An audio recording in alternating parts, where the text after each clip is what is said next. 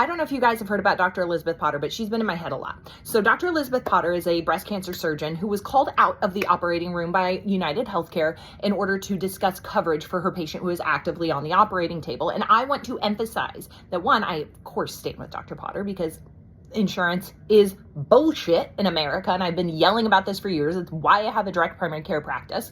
And also that it is not, one, unique to her, two, unique to United Healthcare, or three, unique to adults. I'm going to tell you about how my patient, who was a almost 2-year-old at the time, was denied a wheelchair based on semantics. For reference, I am a board certified pediatrician, meaning I only care for children. So 2 years ago, I had a patient who at the time was almost 2. And this patient has a medical condition that requires 100% physical support. They are unable to hold up their head. And up until this time, patient had been getting around just by a normal stroller and car seat and parents carrying them.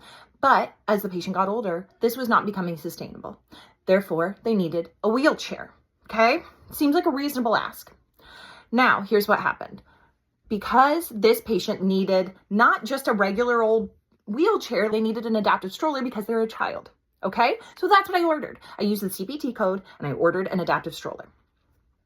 Blue Cross Blue Shield denied it. I said, no, thank you. I want a peer-to-peer. Now, a peer-to-peer means that I should speak to another board certified pediatrician or at least someone trained in pediatrics like a family medicine doctor. No. I, of course, got the NPI name and license of the person I was doing a peer-to-peer with, and they were trained in internal medicine. Now, if you are unfamiliar with the specialties in medicine, internal medicine has zero training in children. Their whole thing is that they start with adults. They do not see kids. Doesn't seem like a peer to me, but I digress.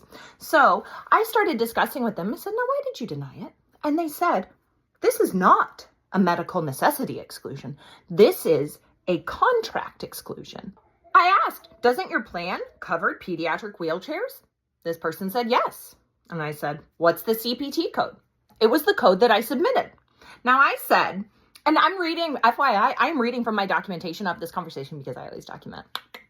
And they said that the insurance company denied it based on the description that I wrote of the medical equipment, not the CPT code, which is what they are supposed to use in order to deny or approve claims.